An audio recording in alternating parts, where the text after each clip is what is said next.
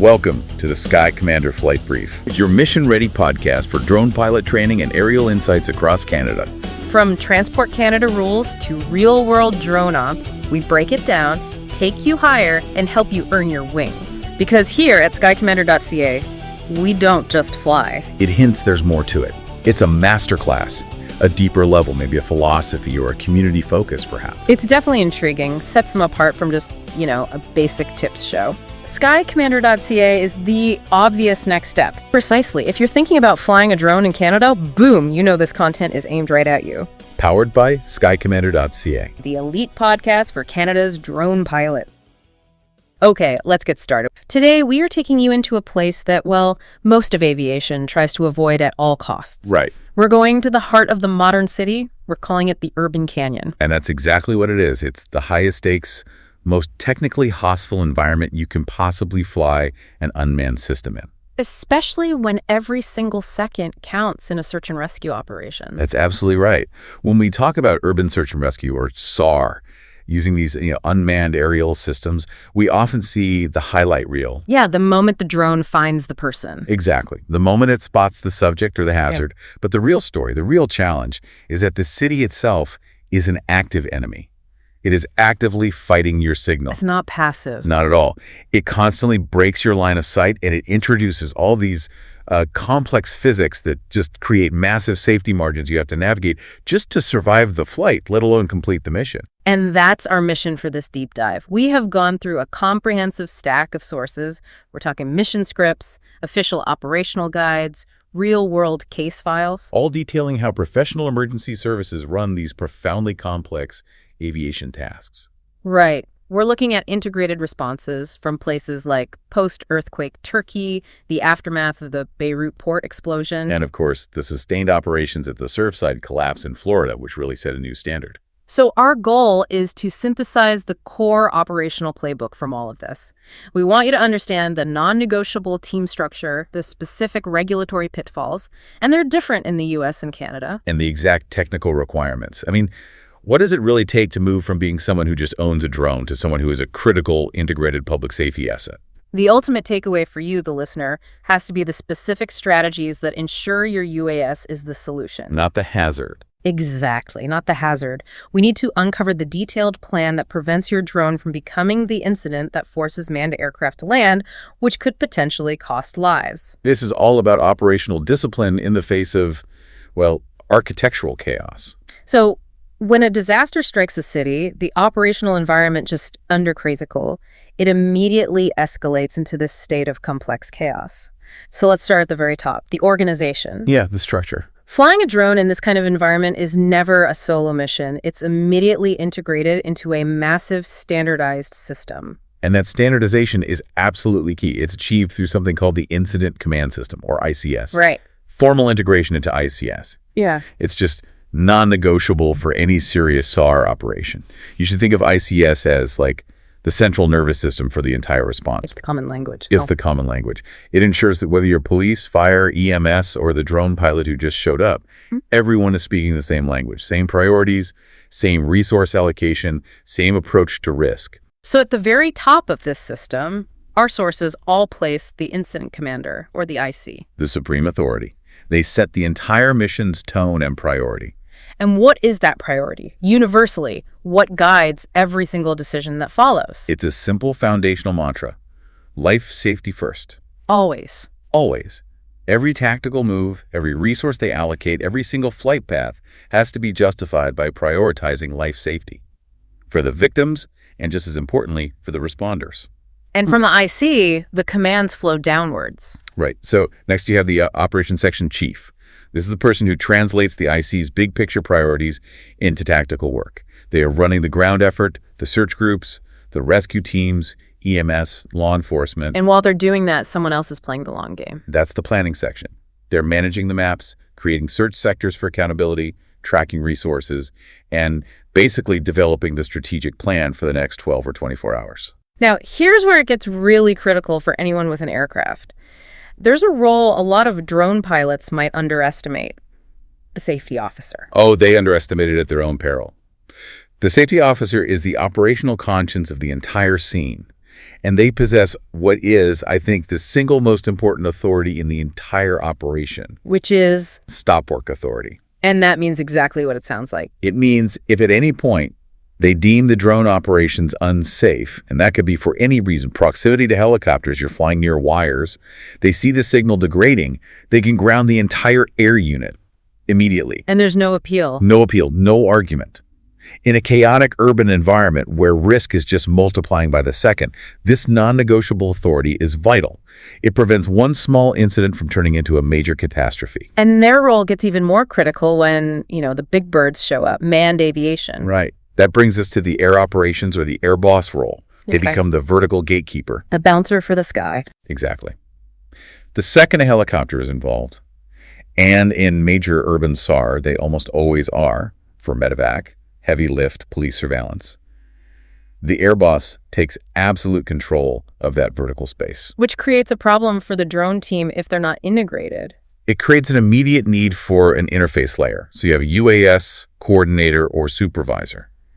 This person's specific job is to talk between the drone teams, who are flying low and slow, and the manned aviation sector, which is high and fast. So they're the single point of contact. The single point of contact for all drone activity. Right. They handle the vertical and horizontal deconfliction and make sure the communication is clear and concise. So let's talk about that communication flow. If the IC sets the strategy and ops runs the ground teams, what is the output? What does command actually need from the drone team? I mean, they don't have time to watch a live stream. No, absolutely not. Command needs actionable intelligence, not raw footage, not a big video file. Their job is to make rapid, high-consequence decisions. So they want answers to very specific questions. Where is the subject? Precisely. How do we get ground teams there now without exposing them to a new risk? What's the safest way in? What's the safest way in? Based on your latest map, what's changed in the last 6 hours? The drone's value, really, is measured in the clarity of the intelligence handoff, not in the number of hours it was in the air. Okay, let's drill down to the ground level now and define the structure of the eyes themselves, the UAS team. Our sources are really clear that the typical, single pilot model is it's inherently unsafe here.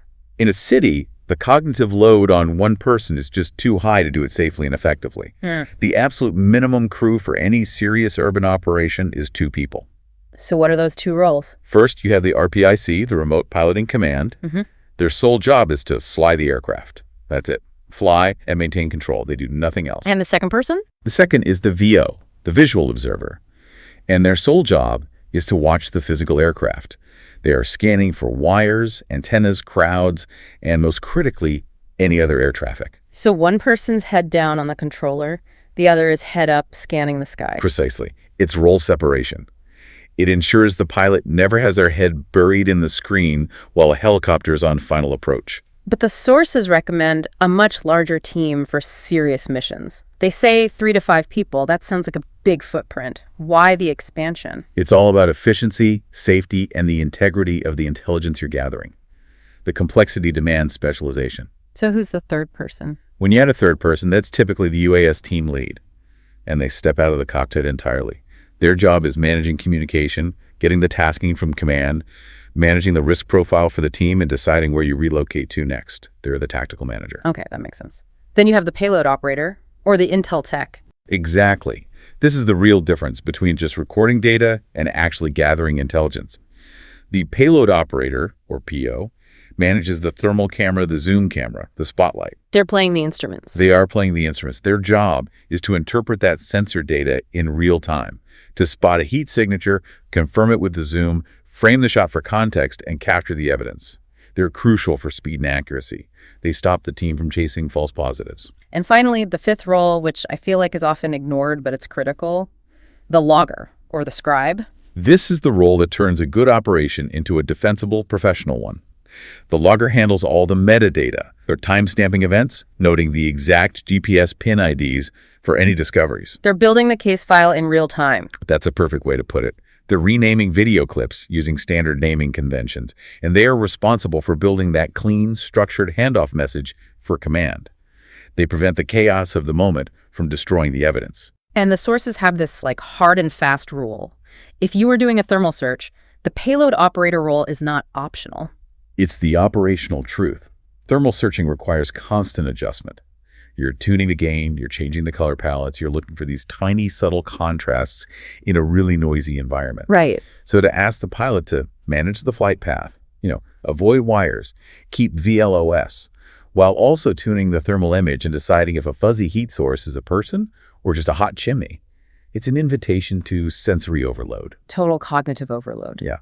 The specialized payload operator makes sure that thermal finding is triaged, validated, and confirmed with the zoom, all while the pilot stays focused on one thing: flying the aircraft safely. And let's just quickly acknowledge the ground teams, the hands, because the drone, no matter how advanced, is just one tool in the box. Oh, absolutely.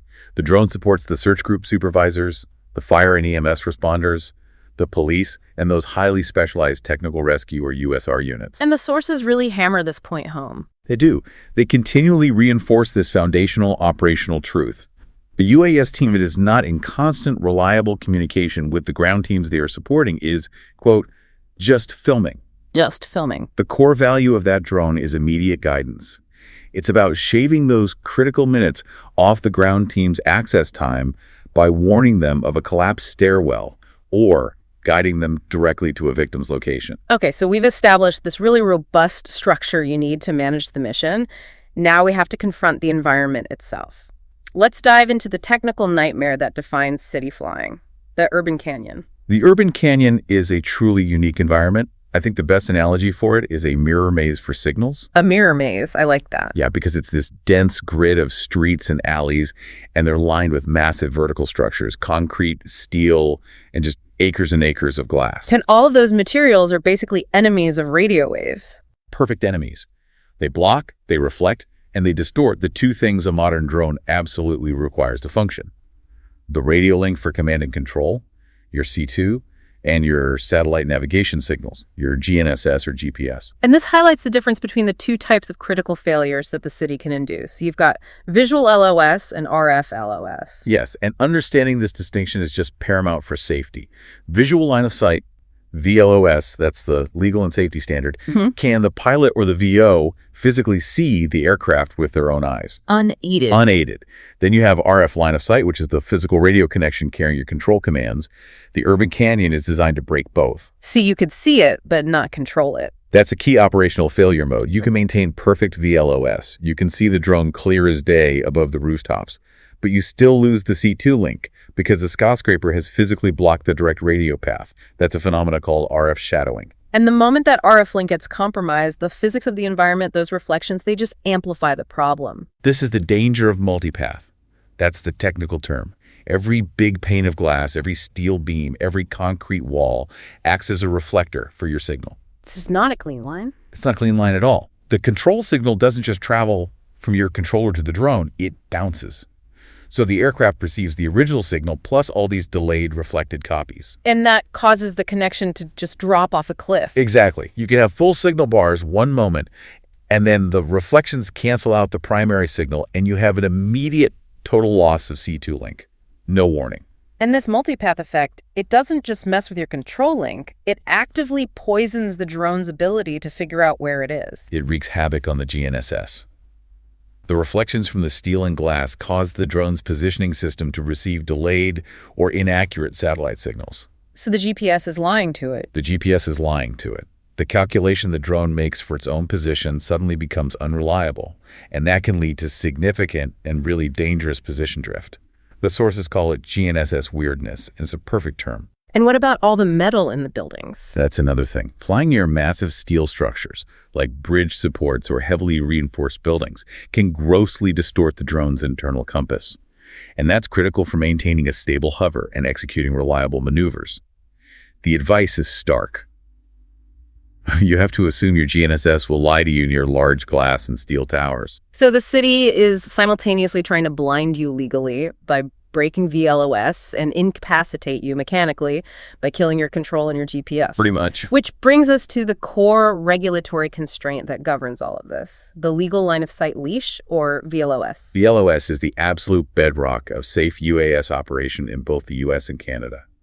In the USA, under Part 107, the remote pilot or the VO must be able to maintain unaided, constant visual contact. Why is that so important? Because it allows them to know the aircraft's location, its attitude, its pitch and roll, its altitude, its direction, and most importantly, to continuously scan for hazards, wires, towers, other aircraft. And the sources have a great line for this. They do. Pixels are not eyeballs. You cannot rely solely on your FPV screen, no matter how high def it is. That's a failure of safety culture. And the Canadian rules are similar. Very similar.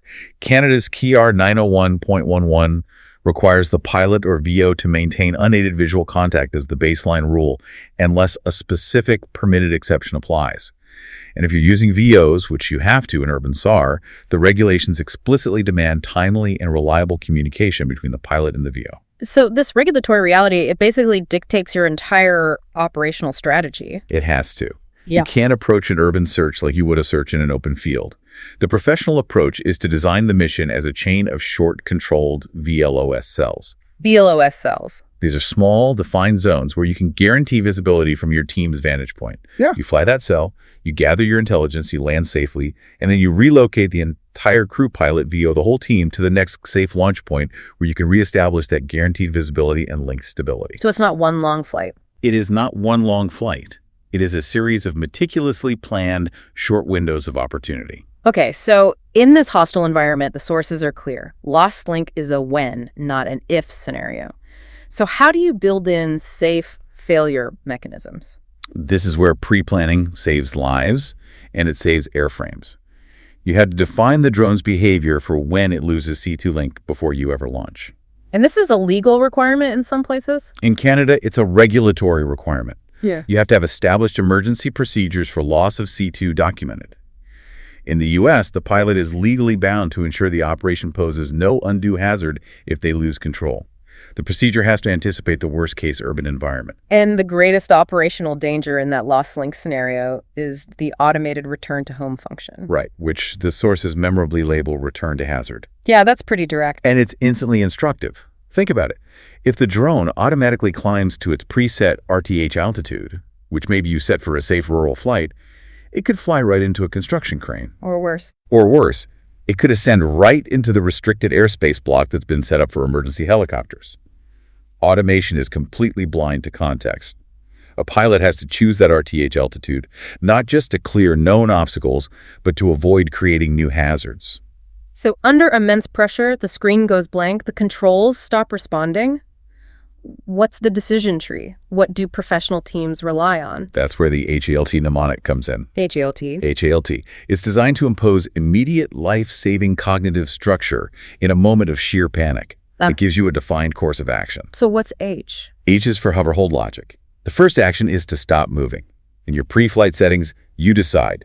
If the link is lost, does the drone immediately freeze its position, or does it start climbing for RTH? You have to prioritize hovering and stability. It gives you precious seconds to try and reestablish the link. A is for avoid. Avoid crowds. If RTH is initiated, the program flight path must vector the aircraft away from people, away from streets, away from high traffic zones. You have to design the procedure to prioritize the safety of people on the ground over recovering your aircraft. L is for land. Land in a safe zone. If you can't get the link back, or RTH is too risky, or your battery is critical, the drone has to land immediately in a pre-planned, non-hazardous zone. This could be a specific patch of grass, an empty parking lot, a rooftop you identified before the flight as a safe fall zone. And finally, T. T is for tell command. The final vital step is communication. You immediately report the lost link, the drone's last known location and altitude, and the time of loss to your team lead and to command. So everyone knows there's an uncommanded aircraft in the air. Exactly. It prevents ops from relying on intelligence from an asset that is now rogue, and it ensures they can issue an airspace warning if they need to. It's about managing the fallout cleanly. The environment is hostile. The crew structure is robust. Now, let's talk execution, the actual playbook. Because when you're flying in chaos, standardization isn't just helpful, it's a survival tool. And that starts with communications discipline. It has to. You have to operate on the assumption that the city is going to break something. Right. The physical barriers create RF interference, and just the sheer volume of emergency radio traffic creates communication chaos. So you combat this by layering your comms and imposing extreme discipline. The sources advocate for running 3 distinct communication lanes at the same time. And those 3 lanes are command ops, air to ground, and UAS internal. Right. The command ops lane is the official channel. It's strictly for receiving your mission tasking, reporting major findings, or declaring an emergency with the IC or the ops chief. Very formal. Very formal. The air-to-ground lane is tactical and tight. This is your direct, real-time coordination with the specific ground search team leader who's about to approach your target. And then the internal channel. And the UAS internal lane is, you could argue, the most important for safety. So this is a dedicated channel for the pilot, the VO, the payload operator, and the logger. It's for safety callouts, for interpreting what the sensors are seeing, and for status checks. It ensures the team is cohesive. I love that the playbook explicitly calls for using exact, boring phrases. Yes, because precision is safety, especially when stress is high and radios are noisy. This is not the time for creative descriptions. So what's an example? You use standardized terminology. UAS-1 on station in sector A2 at 400 feet. Or UAS-1 identifying possible subject, confirmed high, location, north side of 123 Main, near green loading dock. And if there's a problem? Hazard observed. Exposed rebar field. Advise approach deviation to the east. And the most critical phrase is the clear declaration. UAS-1 aborting due to, and you give the reason. That signals instant status and intent to everybody. And even if you have these great layered comms, you still need a lost comm plan with command. Otherwise, you risk becoming a rogue element. Absolutely. If the UAS team loses comms with a command post, the rule is rigid. You finish your current flight path safely, you return to a safe, pre-planned loiter point, you land, and you reestablish communications. And the one thing you don't do? The absolute restriction is you do not continue expanding the search area blindly. If command can't talk to you, they can't deconflict you from helicopters. And same thing internally. If the pilot can't hear the VO calling out a hazard, the immediate action is to freeze or return and land. You never soldier on in a dynamic urban environment without reliable comms. Okay, let's apply this. Let's walk through our first major scenario, the missing person scenario. It's a rapid outdoor first search, probably at night near high-rises and alleys. This is the bread and butter of urban SAR. Let's say it's 10 p.m., it's cold, a vulnerable person is missing in the shadow of some commercial towers. What's the first step for the drone team? The UAS team lead first checks in at the incident command post. They confirm the last known point, the subject's description, clothing, mobility, the current comms plan, and the critical question. Are there any manned aviation operations currently active or expected? And that determines your ceiling right away. Immediately. It sets your maximum altitude. The search planning itself is then defined by those VLOS cells we talked about. So you're breaking it down into manageable chunks. Precisely. You segment the area into safe blocks. Cell A might be observing the rooftops of adjacent buildings from one spot. Cell B is sweeping the open parking garages. Cell C might be observing a main alley corridor flying high enough to keep your signal over any dumpsters or small structures. And there's a critical flight discipline rule here. No alley threading. Don't fly down the alley. Don't fly low between the buildings. You fly from a safe standoff altitude and geometry. That's where signal loss is guaranteed and VLOS breaks are frequent. If you see your link strength degrading, you back out immediately before it drops completely. So what about that moment of decision? The thermal sensor gets a hit near a building. The zoom confirms the person has gone inside. What happens then? The drone team stops. Their job is done for that phase. They do not freelance indoors. They don't follow them? Never. If a subject moves inside, the drone has fulfilled its initial task. It has localized the search zone. The team then hands off that precise location to the ground teams for internal checks. Stairwell sweeps, door to door, whatever is needed. The sources are crystal clear. Indoor flight is a completely separate mission. It requires confined space authorization, specialized equipment like caged drones, and a totally different risk assessment. Quick gear question on this scenario. Prop guards. Yes or no for this kind of outdoor standoff urban SAR flight? Generally, no. For outdoor urban SAR, where you're maintaining standoff distance and flying with disciplined geometry, prop guards are actually counterproductive. Well, they reduce your battery endurance significantly. And ironically, if you do hit something like a wire, the guard can actually snag and redirect the drone into a less stable position. Your safety here comes from your VO and your pilot's discipline, not from propeller armor. Okay, let's pivot to the highest risk scenario, the structural collapse. This demands not just integration, but extreme instant discipline. This is where all the training really pays off. A structural collapse, like at Surfside or in an earthquake zone, it introduces dynamic, unstable hazards. Plus, you have a massive influx of heavy machinery and manned aircraft. So before you even think about launching, Before the UAS team even powers on the drone, the team lead must confirm 4 non-negotiable items with command or air ops. 1, who's the air boss. 2, is there a predefined altitude block specifically reserved for drones? 3, what is the dedicated radio channel for air deconfliction callouts? and the playbook is emphatic about this. If you cannot definitively answer these 3 questions, you do not launch, period. Launching without that information risks grounding the entire air operation. In this environment, the drone's job changes. It's less about a simple search. It is. It's more about overwatch, hazard mitigation, and dynamic mapping. The primary tasks become overwatch safety. So you're monitoring for signs of unstable walls, shifting debris piles, and critically, observing crane loads and movement. So you're the safety eyes for the ground crews. You're giving them real-time assurance that they aren't positioned in a dangerous area during a heavy lift. Drones also perform fast orthomosaics, these rapid high-resolution maps that are vital for shift briefings. And they do perform thermal scanning, but with extreme caution. Why the caution? You said rubble thermal is tricky. It is. In an open field, a human body stands out on thermal. In a rubble pile, you have incredible thermal clutter. The crushed concrete and steel have high thermal mass. You get similar temperature signatures from warm water pipes, sun-heated rebar, deep pockets of trapped heat. So tons of false positives. Tons. The payload operator has to be highly trained to use the zoom to distinguish a clean, isolated heat signature from the fuzzy, messy thermal noise of the disaster scene. Confirmation with zoom and the laser rangefinder is absolutely required. The ultimate application here is indoor or void reconnaissance. What makes this so high risk, and what preconditions have to be met? Void recon is reserved for the most highly specialized technical rescue teams, the USR teams, and it only happens if a list of prerequisites are met. First, the USR team has to specifically request it. Second, the safety officer has to agree the risk is acceptable. Okay. Third, you must have a platform designed for collision, a fully caged or guarded drone. Fourth, you need a dedicated interior VO or spotter who is positioned to maintain visual contact with the drone's entry point.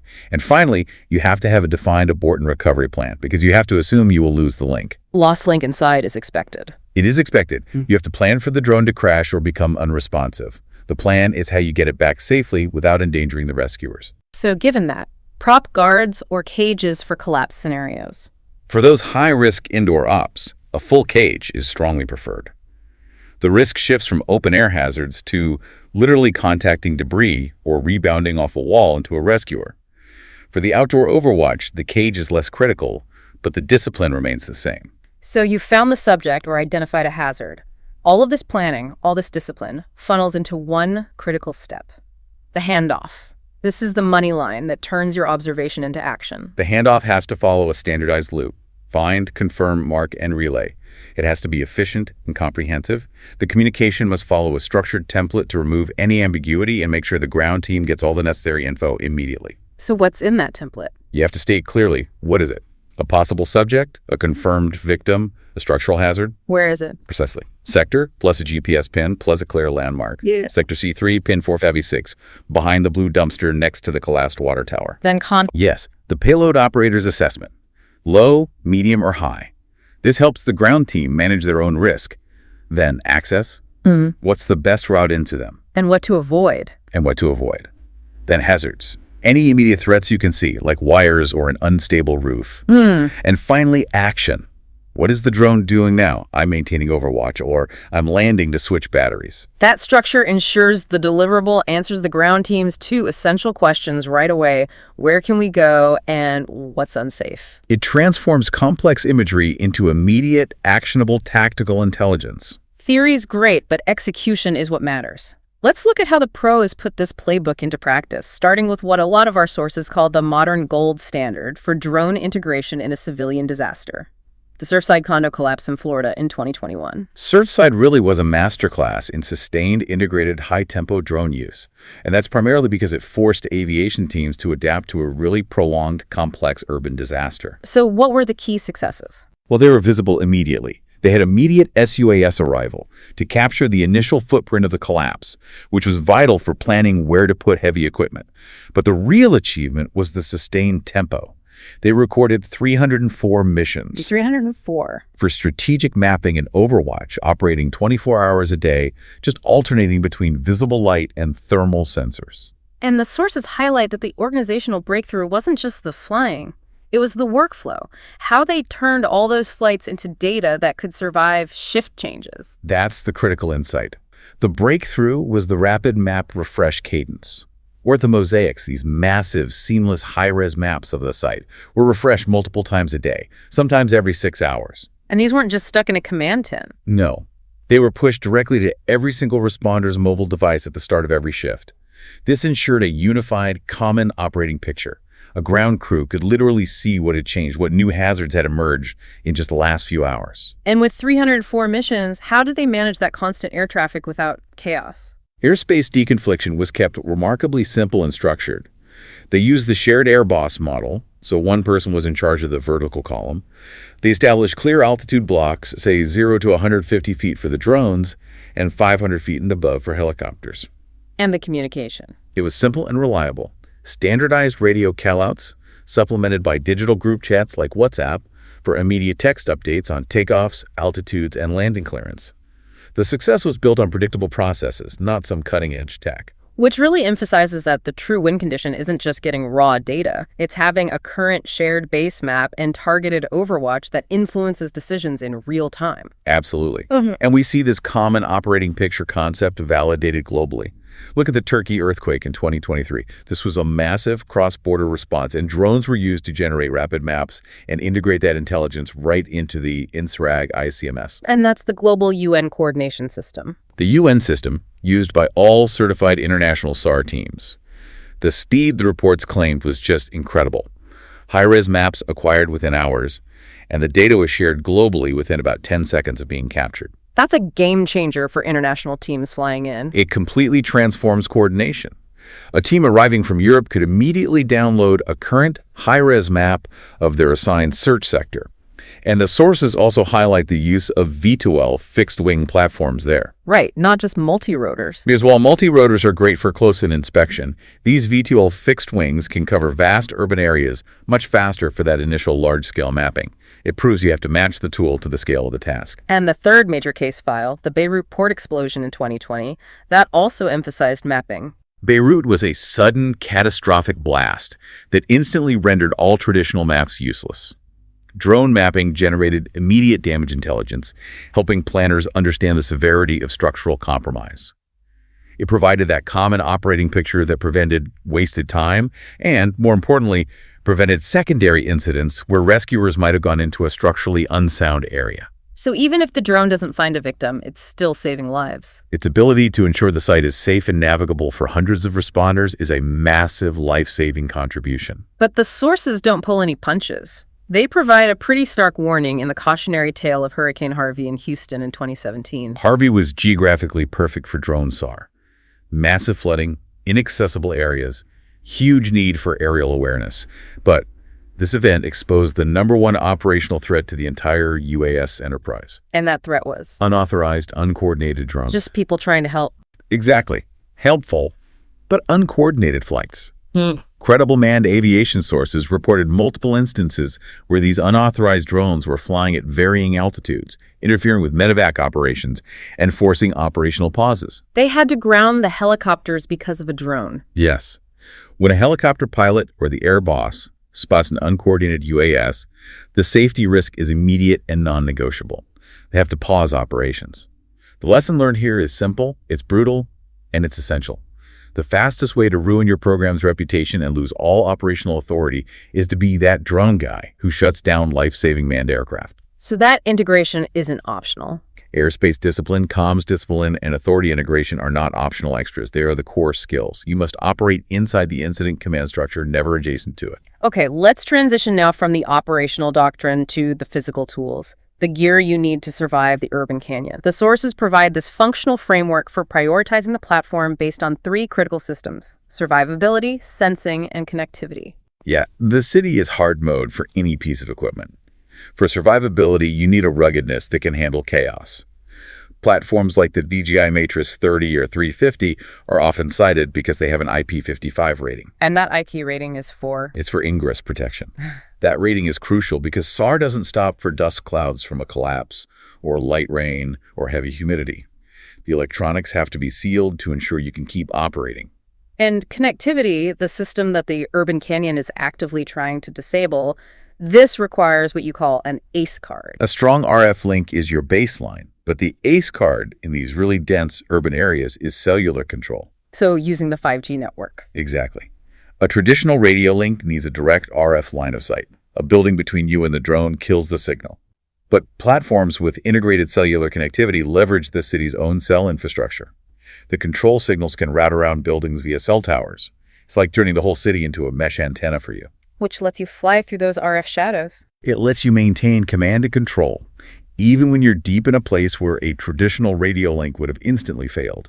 It directly combats the biggest technical headache we talked about. And for the sensing stack, the goal is confirmation, not just observation. It has to be a multifaceted combination. You need a dedicated thermal sensor, a powerful optical zoom, and a wide-angle overview camera. And one tool that provides immediate value but is often overlooked is the laser rangefinder, or LRF. For measuring distances. For taking quick, precise standoff measurements to a subject or a hazard.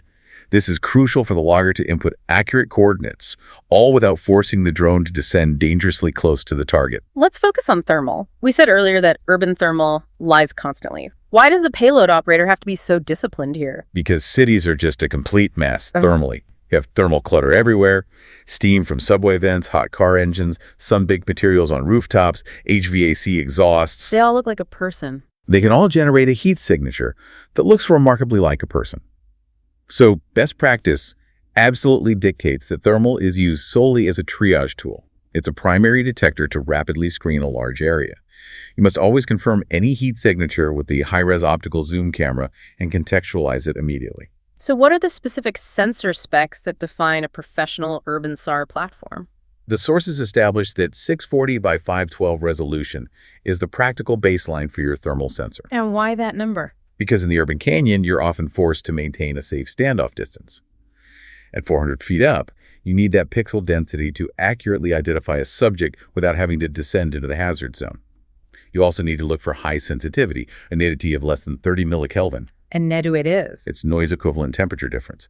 The lower that number, the better the sensor is at distinguishing very subtle temperature differences. Gives you better contrast and clarity, which lets the PO differentiate human from, say, a warm patch of concrete. Beyond the core platform, what are the high-value payloads that really turn an observer into an integrated guide for the ground teams? The first one is optical zoom. It's essential for standoff safety. In a crowd or near an unstable building, you use that zoom to confirm the identity or status of a subject without invading privacy or descending into the hazard zone. Next is the spotlight. And you argue it's less about seeing and more about communicating. Absolutely. A powerful, dedicated spotlight has two primary tactical functions. First, confirmation at night. But second, it's a definitive pointing tool. When the drone team tells the ground crew the subject is behind the third car, the payload operator uses a spotlight to shine a beam directly on the exact target. It's for immediate guidance. And the speaker PA system, low effort, huge value. Invaluable. You can use it to call the missing person by their name, which might get a response even if they're disoriented. You can deliver simple, clear instructions like evacuation orders. And critically, you can manage and disperse bystanders who are getting too close to the disaster perimeter. And finally, let's touch on the specialty tools for the really extreme environments. Right. You need systems tailored for unique challenges. You have confined space drones, like the Flyability Helios 3. They're completely caged, they have powerful onboard lights, and they're designed for interior voids or pipe systems where you have no GPS and the space is incredibly tight. And tethered systems. Those are for persistent monitoring, perimeter overwatch, monitoring a staging area, or providing a communications relay. That's for when you need long endurance over a fixed location without having to do constant, dangerous battery swaps. We have the plan, the people, and the gear.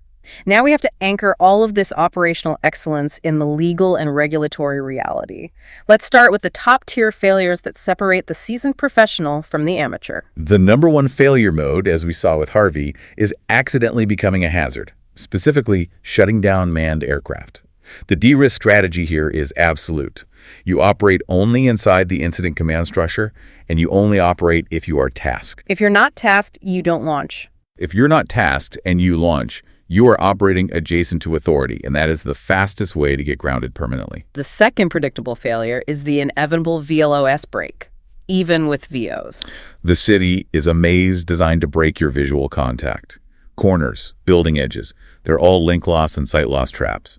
The sophisticated pilot de-risks this by positioning their VOs to anticipate where LOS will break before it happens. You reposition the team, or you terminate the flight block when the link degrades, not when it's already dropped. Proactive, not reactive. Proactive. And the third failure is a self-inflicted wound. Data overload. This is a failure of intelligence delivery. If you give command 2 hours of raw 4K footage and expect them to find the critical moment, you have delivered zero intelligence. The sophisticated pilot delivers short, annotated clips, map pins, and georeferenced overlays, all with standardized tags. The product has to be an answer to the question, where should we send the ground team? Not a movie reel. Moving to regulation. Disaster scenes are not public playgrounds. In the USA, the FAA rapidly establishes temporary flight restrictions, or TFRs, which are communicated via NOTAMs. To restrict the airspace. Exactly. And if you fly within an active TFR without explicit authorization from both the FAA and the IC, you are breaking the law. And the golden rule is that the airspace over a disaster can turn temporarily controlled at any moment. Your first step is always to coordinate with the IC. And Canada uses the equivalent measure of an emergency security perimeter. Right. Operating within a security perimeter set by police or fire is prohibited unless you are specifically authorized by that public authority. It's a hard legal boundary. This brings us to the more modern, sophisticated legal frameworks, especially in Canada, which acknowledge that urban SAR just can't always follow the simple rules. The baseline rules for basic ops in Canada are just too restrictive. You need VLOS, you have to be more than 30 meters from people, you have to stay out of controlled airspace. Urban SAR violates those limits immediately. So professional teams have to leverage the advanced operations pathways. And there are 2 critical exceptions that allow for controlled VLOS breaks. These structured exceptions are how professionals manage the urban canyon legally. The first is called a sheltered operation. This recognizes that sometimes you have to temporarily lose VLOS to get the right angle, like flying behind a large building. But there are strict limits. Very strict. It's only allowed inside a tight bubble. You have to be less than 100 feet above the structure, within 200 feet horizontally, and still maintain that 30-meter separation from people. It's for close inspection, not a wide search. And the second is EVLOS. Extended VLOS. This allows for larger search areas by using a certified network of visual observers. They are positioned strategically to relay real-time visual information back to the pilot, effectively extending the pilot's visual boundaries safely and lawfully. So the critical thinking takeaway for the professional pilot here is that you don't improvise legality mid-flight. You don't. You choose the correct legal category that matches your mission profile before you take off. You have to be able to state, I am operating under sheltered operations limitations for this 90-second fly-around, rather than just hoping no one noticed you lost sight of it for a moment. This pre-planned compliance is the difference between a critical public safety asset and an uncoordinated risk. That was an exhaustive deep dive into the urban canyon, a truly hostile environment where the operational playbook has to be as robust as the airframe itself. We've mapped out the brains, the eyes, and the hands of the SAR operation, navigating the invisible threats of signal loss and the clear dangers of regulatory noncompliance. If you take away only one thing from this, remember the core philosophy. Urban SAR is complex aviation conducted inside a maze. Success is built not on achieving a perfect flight, because that's impossible, but on anticipating failure. Plan for failure. Plan for signal loss. Plan for VLOS breaks. Plan for aircraft conflict before you even take off. The entire mission is made safe by coordination, rigorous comms discipline, and the unwavering understanding that your drone is just a tool for delivering crisp, actionable intelligence. We dissected why RTH can instantly become return to hazard, how the gold standard of response at Surfside was built on a strong cadence of mapping and communication, and why technical mastery of things like multipath and 5G is essential to survive the physics of the city. The ultimate success marker of a professional urban SAR drone mission is not achieving a perfect flight. The real goal is to design an operational plan so robust, so layered, and so compliant that, in the inevitable chaos of a high-stakes incident, the mission fails safely and lawfully. It fails in a way that protects everyone. Exactly. It protects the subject you're searching for, and it protects the hundreds of responders on the scene. The ultimate goal is survivable, compliant failure. That's a powerful thought to end on. It is. Fly it smart, fly it integrated, or don't fly at all. That's a wrap on today's mission, Commander. See above, go beyond, get ahead. For more training, tools, and intel, head to skycommander.ca. If you learned something new, share it, subscribe, and leave us a 5-star debrief.